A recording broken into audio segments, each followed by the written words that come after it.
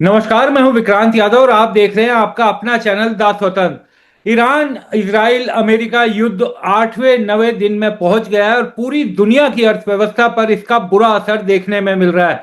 तेल record high पर पहुंच गया है, 100 का आंकड़ा पार कर लिया, 110 के करीब पहुंच गया कच्चा तेल। बाजारों की स्थिति खराब है, शेयर मार्केट एकदम धराशायी है। सोने चांदी के दाम जो युद्ध के दौरान बढ़ते थे वो भी इस बार उस तरीके से नहीं बढ़ रहे, उनमें भी गिरावट देखी जा रही है। और सोना तो 3 हफ्ते के सबसे कमजोर दाम पर है। इन्हीं सब मसलों पर जो अंतर्राष्ट्रीय स्तर पर जिस तरीके से गतिविधियां हो रही हैं और उसका असर जो अर्थव्यवस्था पर पड़ रहा है, आज उसी पर बातचीत करने के लिए हमारे साथ मनोज कुमार जैन साहब जुड़ रहे हैं। वित्तीय विशेषज्ञ भी हैं, पृथ्वी फिनवार्ड से जुड़े हुए हैं। मनोज सर, नमस्कार, बहुत स्वागत है आपका। सबसे नमस्कार पहले तो विक्रांत। सर यही जानना चाहूंगा, युद्ध तो एकदम विध्वंसक होता जा रहा है और बाजारों पर इसका असर अब भयानक दिखाई दे रहा है। शेयर बाजार पे तो एकदम आफत आ गई लगता है दुनिया भर में। नमस्कार विक्रांत जी, सबसे पहले तो धन्यवाद शो में बुलाने के लिए। बिल्कुल आपने सही पॉइंट आउट किया कि यहाँ पे जिस तरह से वॉर एस्केलेट हुई है वेस्ट एशिया में, तो उसका जो असर है पूरी दुनिया के ऊपर पड़ता हुआ नजर आया है। एक्चुअली इस बार जो वॉर का जो सेंटर पॉइंट है उसको देखते हुए हम देख रहे हैं कि जो अनसर्टेनिटी है वो ज्यादा बड़े रूप में देखने को मिली है। और उसी का चौतरफा असर यहाँ पे दुनिया भर के जो वित्तीय बाजार है उसके ऊपर हमने पिछले 8 से 9 दिनों में देखा है। जब 2 सप्ताह पहले यहाँ पे जो वॉर की शुरुआत हुई थी, तो सामान्यतः यह माना जा रहा था कि ये वॉर 2 से 3 दिन में समाप्त हो जाएगी।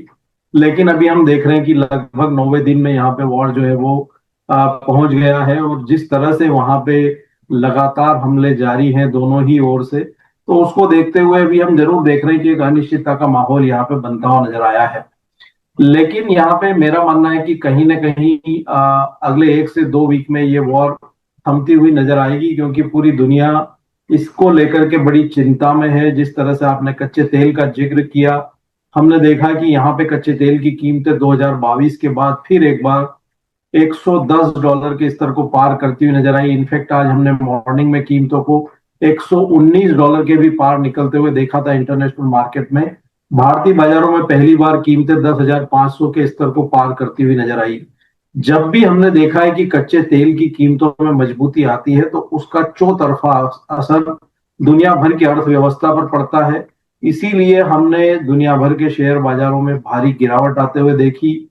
और वहां पे मेटल्स की कीमतों में भी गिरावट रही। और उसका असर यहाँ पे डॉलर इंडेक्स पर देखने को मिला। डॉलर इंडेक्स मजबूती दिखाता हुआ नजर आया।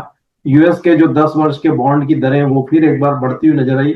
इसीलिए जो सोना और चांदी सामान्यतः माना जाता है कि वॉर के दरमियान वहां पे मजबूती देखने को मिलती है, लेकिन हम देख रहे हैं कि इतने सब घटनाक्रम होने के बावजूद वहां पे एक सुस्ती पिछले 7-8 दिनों से बनी हुई है।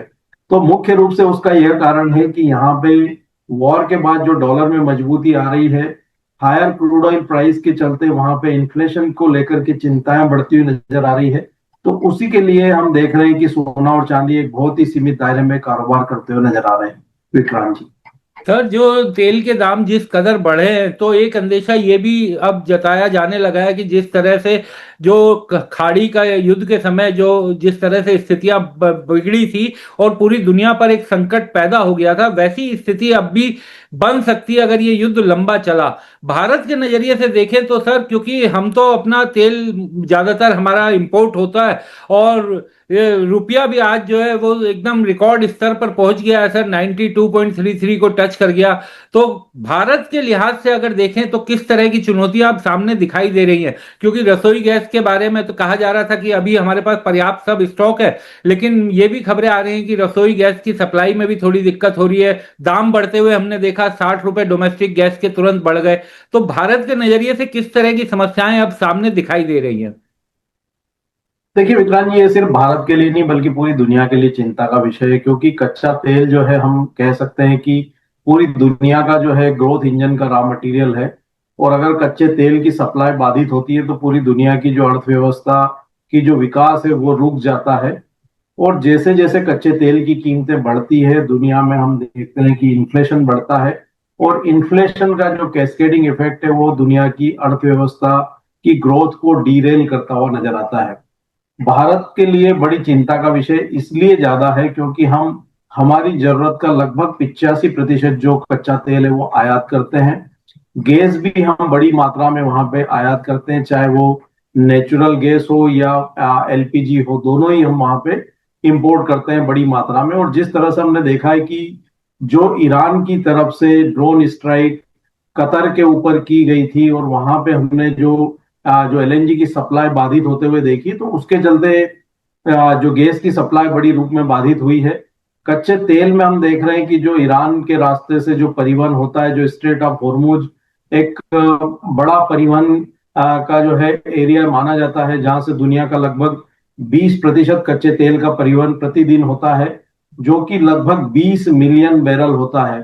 अब इतने बड़े रूप में अगर कच्चे तेल का जो सप्लाई अगर बाधित होगा, तो निश्चित रूप से वो कीमतों को भी बढ़ाएगा और जो ग्लोबल इकोनॉमी है उसको भी अस्थिर करता हुआ नजर आएगा।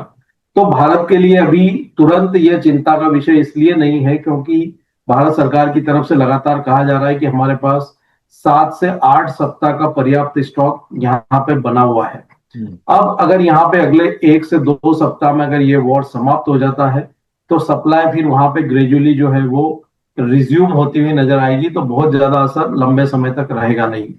लेकिन इसके ठीक विपरीत अगर ये वॉर लंबे समय तक चलता है, तो निश्चित रूप से जो सप्लाई कंसर्न है वो बने रहेंगे और प्राइजेस जो है वो एलिवेटेड लेवल्स पे जो है बनी रह सकती है, क्योंकि दुनिया का जो 20% हिस्सा अगर वहां पे उसकी सप्लाई बाधित होती है और उत्पादन का एक बड़ा हिस्सा बाधित होता है, क्योंकि जो हम कह सकते हैं कि जो वेस्ट एशिया के जो बड़ी जो तेल उत्पादक देश है, चाहे उसमें इराक हो, ईरान हो, उसके बाद सऊदी अरेबिया हो, कतार हो, तो वहां से अगर उत्पादन बाधित होता है और सप्लाई बाधित होती है, तो कच्चे तेल की कीमतें जो है लंबे समय तक फिर ऊपरी स्तरों पर बनी रह सकती है। तो वो न सिर्फ भारत के लिए बल्कि पूरी दुनिया की इकोनॉमी के लिए एक चिंता का विषय रहेगी।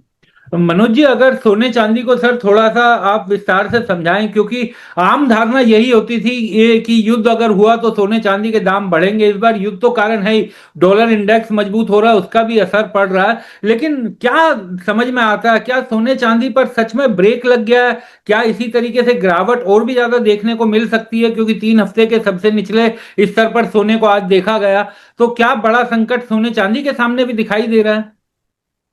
देखिए, ये एक टेम्परेरी इम्पैक्ट है और उसको मैं यहाँ पे सामान्य शब्दों में समझाने की कोशिश करूंगा कि जब हम देखते हैं कि वॉर की सिचुएशन है और दुनिया भर के जो वित्तीय बाजारों में एक हम देख रहे हैं कि अफरा तफरी का माहौल बना हुआ है, तो ऐसे समय में जो जो इन्वेस्टर्स है जिन्होंने सोने और चांदी में निचले स्तरों पर निवेश किया था, और अब चूंकि उनके दूसरे जो असेट क्लास है वहां पे वो ब्लीड हो रहे हैं और बड़े मात्रा में उनको वहां पे लॉस लग रहा है, तो कहीं ना कहीं उनके लॉस की भरपाई करने के लिए हमने देखा है कि सोने और चांदी में कुछ लिक्विडेशन जो है पिछले कुछ दिनों में देखने को मिला है। तो डिस्पाइट कि वहां पे वॉर का सिचुएशन है, फंडामेंटल्स काफी मजबूत है, उसके बावजूद हमने कीमतों को वहां पे थमते हुए देखा है। उसका सिर्फ और सिर्फ एक बड़ा कारण यह है कि वहां पे जब दूसरे असेट क्लास में लगातार गिरावट देखने को मिल रही है, तो कहीं ना कहीं उनके लॉस की भरपाई करने के लिए हम सोने और चांदी से वहां पे थोड़ी बिकवाली होते हुए देख रहे हैं। लेकिन सोने और चांदी के जो लंबी अवधि के फंडामेंटल्स है उनमें कोई बदलाव नहीं है। ये एक शॉर्ट टर्म इफेक्ट है। हमारा मानना है कि जैसे ही यहाँ पे वॉर जो है ग्रेजुअली ईज होते हुए नजर आएंगे, तो सोना चांदी में फिर से एक बार वहां चमक लौटती हुई नजर आएगी। लेकिन अगर वॉर यहाँ लंबे समय तक चलता है, तो फिर एक सीमित दायरे में सोने और चांदी की कीमतें बनी रह सकती है। तो सर ये और मार्केट्स को लेकर सर, क्योंकि मार्केट तो जिस तरीके से बिहेव कर रहा है, आमतौर पर जब युद्ध शुरू होता है तो मार्केट शुरुआती शॉक लेता है, लेकिन उसके बाद वो धीरे धीरे संभलना शुरू करता है। लेकिन अब तो पिछले सोमवार से हमने जो हाल देखा और आज तक लगातार 8वां दिन हो गया, तो किस तरीके से मार्केट सुधरती हुई दिखाई देने का कोई चांस दिखाई देता है? देखिए, यहाँ पे जो वॉर का आपने जिक्र किया है, यहाँ पे नॉर्मली हम देखते हैं कि वॉर जो है वो थोड़े दिनों में डिस्काउंट होती हुई नजर आती है, लेकिन इस वॉर का ज्यादा इम्पैक्ट ग्लोबल फाइनेंशियल मार्केट्स के ऊपर इसलिए पड़ता हुआ नजर आ रहा है क्योंकि जो वॉर का सेंटर पॉइंट है वो एक ऐसी जगह है जहां से आपकी दुनिया की जो है बड़ी मात्रा में सप्लाई जो है वो बाधित होती हुई नजर आई है। कच्चे तेल के बड़े उत्पादक देश हैं और कच्चा तेल वहां ग्रोथ इंजन माना जाता है। उसकी सप्लाई का बाधित होना गैस की सप्लाई का बाधित होना, उसके बाद इंपोर्ट एक्सपोर्ट के लिए जो मुख्य समुद्री मार्ग हम कह सकते हैं उसका बाधित होना, तो उसके चलते हमने देखा है कि फ्रेट, इंश्योरेंस, उनकी प्रीमियम का बढ़ जाना और वहां पे बड़े जो शिपिंग कार्गो का निरस्त हो जाना। तो उसी के चलते हम देख रहे हैं कि एक बड़ा अनसर्टेनिटी का माहौल बनता हुआ नजर आया है और इसीलिए जो दुनिया भर के शेयर बाजार जो है वो बड़े रूप में नेगेटिव वहां पे रिएक्ट करते हुए दिख रहे हैं। सामान्यतः ऐसा माना जाता है कि जब इस तरह की परिस्थिति बनती है तो जो निवेशक है वो रिस्कियर असेट से सेफ हेवन असेट में जाते हैं और इसीलिए हमने डॉलर की डिमांड बढ़ते हुए देखी, बॉन्ड मार्केट में फिर एक बार पैसा वहां पे लौटते हुए देखा और इसीलिए सोना और चांदी भी कुछ ठंडे पड़ते हुए नजर आए हैं, क्योंकि जब वहां पे निवेशकों को फिक्स्ड रिटर्न बॉन्ड मार्केट में मिलता है तो फिर सोने चांदी की तरफ से भी उनका जो रुझान है वो थोड़ा कमजोर पड़ता हुआ नजर आता है। तो ये एक शॉर्ट टर्म इम्पैक्ट जो है हम कह सकते हैं कि वॉर का रहेगा और मुझे नहीं लगता कि बहुत लंबा ये वॉर चलने वाला है, क्योंकि कहीं ना कहीं यहाँ पे वॉर समाप्त करने के लिए यूएस भी प्रयासरत रहेगा, क्योंकि उनकी भी इकोनॉमी वहां पे फिर परेशानी में आती हुई नजर आएगी अगर ये वॉर लंबे समय तक चलता है। तो हो सकता है कि अगले एक सप्ताह और यहाँ पे वॉर खींच जाए, क्योंकि दोनों ही जो समूह है उनके हितों को लेकर के टकराव है। कहीं ना कहीं कोई बीच का रास्ता दुनिया भर के देश लगातार प्रयासरत हैं और यूनाइटेड नेशंस भी प्रयासरत है। तो हमारा मानना है कि कहीं ना कहीं अगले 5-7 दिनों में कुछ बीच का रास्ता निकलता हुआ नजर आएगा और एक बार यहाँ पे वॉर थमता हुआ नजर आया तो फिर से यहाँ पे जो मार्केट है वहां पे रिकवरी भी जो है उतनी फास्ट होती हुई नजर आएगी। विक्रांत जी। संकट तो इसलिए भी बढ़ा है ना सर कि वो जो खाड़ी के 8 देश जिनको जो सबसे बड़ा वहां पर लोग इसलिए निवेश करते थे कि वहां पर सिक्योरिटी को वो एक बड़ा कंसर्न मानते थे और बड़े सुरक्षित वहां पर लोग महसूस करते थे। लेकिन इस वॉर ने ये दिखा दिया कि यूएई हो, सऊदी हो, कोई भी सुरक्षित नहीं है, उनके लिए बड़ा कंसर्न हो गया। और भारतीयों ने तो पिछले कुछ सालों में दुबई और यूएई में काफी निवेश भी किया है, उस सब पर भी काफी बुरा असर पड़ता हुआ दिखाई देगा। और इसी में जुड़ता हुआ एक और सवाल सर कि अभी 2-3 दिन पहले खबर आई कि वहां पर क्योंकि दुबई से जो बड़े बुलियन ट्रेडर्स हैं वो अपने सोने को भेज नहीं पा रहे थे, तो वहां पर लोकल उन्होंने $30-40 का डिस्काउंट भी देना शुरू कर दिया कि किसी तरह खपत हो, क्योंकि भंडारण और उसे रखने का खर्चा बहुत ज्यादा पड़ता है उन लोगों के लिए। बिल्कुल, यहाँ पे जब सप्लाई पूरी तरह से बाधित होती हुई नजर आई और वहां से एयर कार्गो भी बड़ी मात्रा में दुबई से जाते हैं, क्योंकि वहां पे बड़ी रिफाइनरीज जो है वो काम करती है, तो ऐसे में वहां पे सारे शिपमेंट का रुक जाना, तो वहां पे जो हमने देखा कि जो बुलियन ट्रेडर्स है वो लगभग $30 का डिस्काउंट जो है वो ऑफर कर रहे थे और वो बिल्कुल सत्य बात है। दूसरा, आपने ये कहा कि वहां पे सेफ जो है काफी महसूस करते थे निवेशक, इसलिए चाहे वो यूएई हो, सऊदी अरेबिया हो, बड़ा इन्वेस्टमेंट वहां पे आकर्षित हुआ था पिछले अगर 5 से 10 वर्षों की हम बात करें। तो ये कॉन्फिडेंस वहां पे शेक होता हुआ नजर आएगा, तो उसके चलते हमारा मानना है कि यहाँ पे भारत में गिफ्ट सिटी में जो है निवेश अब आकर्षित हो सकता है दुबई से। तो भारत के लिए एक पॉजिटिव हम कह सकते हैं कि इसका असर जो है आने वाले समय में देखने को मिल सकता है। दूसरा, जो सिंगापुर से काफी जो इन्वेस्टमेंट वहां पे डाइवर्ट हुए थे वो फिर से वहां पे लौट सकते हैं। तो यहाँ पे आने वाले समय में एसजीएक्स इंडिया और मतलब गिफ्ट सिटी जो हम कह सकते हैं कि गिफ्ट सिटी इंडिया और सिंगापुर जो है वो फोकस में रहने वाली, हम कह सकते हैं कि बिल्कुल फोकस में रहेगी वर्तमान इस कॉन्फ्लिक्ट को देखते हुए। तो हो सकता है कि शॉर्ट टर्म के लिए वहां से निवेश जो है यूएई और सऊदी अरेबिया से कुछ निकलते हुए नजर आए, लेकिन भारत के रेफरेंस में मुझे लगता है कि ये निवेश जो है गिफ्ट में आकर्षित हो सकता है और कुछ निवेश फिर से एक बार वहां पे सिंगापुर में डाइवर्ट हो सकते हैं। ये भी कहा जा रहा है कि दुनिया के सामने एक बड़े आर्थिक स्लोडाउन की स्थिति भी बनती हुई दिखाई दे रही है। अगर युद्ध लंबा चला तो और तेजी से ये इकोनॉमिक स्लोडाउन बनेगा। देखिए, ये बिल्कुल सत्य बात है, क्योंकि हम देख रहे हैं कि जो दुनिया की जो अर्थव्यवस्था है हेवी डेट के ऊपर बैठी है। यूएस की अगर डेट की हम बात करें तो वो $40 ट्रिलियन तक पहुंच चुका है और जो ग्लोबल डेट है वो $100 ट्रिलियन से ऊपर के हैं अभी 2026 में। तो ऐसे में अगर वहां पे इन्फ्लेशन का वापिस से बढ़ना, बड़े जो क्षेत्र में युद्ध का होना और सप्लाई चेन बाधित होना, रॉ मटेरियल्स की कीमतों को ऊपर होना, तो निश्चित रूप से ये सारे जो फैक्टर्स हैं ये कहीं ना कहीं जो ग्लोबल जो ग्रोथ है उसमें रुकावट का काम पैदा करेंगे और हो सकता है कि जो ग्लोबल इकोनॉमी है वो कुछ समय जो है रिसेशन को भी फेस करती हुई नजर आए। इसीलिए मैंने शो के दरमियान कहा कि कोई भी देश ये नहीं चाहेगा कि ये जो युद्ध है ये लंबे समय तक खींचता हुआ नजर आए, इवन यूएस भी इसके फेवर में नहीं रहेगा। तो हमारा मानना है कि यहाँ पे सभी देश जो है ये प्रयासरत रहेंगे कि जल्द से जल्द इस युद्ध की जो है समाप्ति हो। एक चीज ये समझना चाहूंगा मनोज जी कि पिछले काफी समय से हमने देखा कि शेयर मार्केट को एफआईआई से ज्यादा सपोर्ट डीआईआई से मिलता है। तो क्या इस समय जैसा माहौल बनता जा रहा है, अगर युद्ध थोड़ा लंबा चला तो क्या एसआईपी जिस पर अभी तक असर पड़ता उतना नहीं दिखाई दिया है, क्या उसमें भी एक संकट आ सकता है और वो स्थिति और ज्यादा गंभीर होगी? देखिए, यहाँ पे अगर वॉर लंबे समय तक चलता है तो उसके कैस्केडिंग इफेक्ट यहाँ पे जॉब मार्केट पे भी आते हुए नजर आएंगे। और अभी तक जो निवेशक जो सैलरीड क्लास मेनली जो एसआईपी में पैसा लगाते हैं, और अगर वहां पे जॉब लॉसेस होना शुरू होते हैं तो निश्चित रूप से वो बड़ी चिंता का विषय होगा। और वह केवल भारत में नहीं होगा, पूरी दुनिया में होगा। तो हमारे लिए ज्यादा चिंता का विषय इसलिए है क्योंकि अभी तक पिछले 1.5 वर्ष में हमने देखा है कि एफआईज ने जिस बड़ी मात्रा में भारतीय बाजारों में बिकवाली की है, उस पूरे प्रेशर को यहाँ पे डोमेस्टिक इंस्टीट्यूशन एब्जॉर्व करती हुई नजर आई है हमारे म्यूचुअल फंड के इनफ्लोज के चलते। तो अगर यहाँ पे ये स्थिति बिगड़ती है और वहां पे अर्थव्यवस्था में कुछ तकलीफ आती है, जॉब लॉसेस होते हैं, तो निश्चित रूप से वो एसआईपी के लिए जो है एक नेगेटिव फैक्टर हो सकता है और उसका असर भी यहाँ पे मार्केट पे पड़ता हुआ नजर आ सकता है। लेकिन ये कहना बहुत जल्दबाजी होगी क्योंकि भारत सरकार भी इन सारी स्थितियों के ऊपर नजर रखे हुए है और हमारा मानना है कि सरकार यहाँ पे समय रहते जरूरी कदम जरूर उठाएगी ताकि जो विकसित भारत की परिकल्पना लेकर के हम आगे बढ़ रहे हैं, तो वो हमारा जो मोटिव है, जो हमारा ऑब्जेक्टिव है, वो कहीं ना कहीं वहां पे बेपटरी होता हुआ नजर ना आए।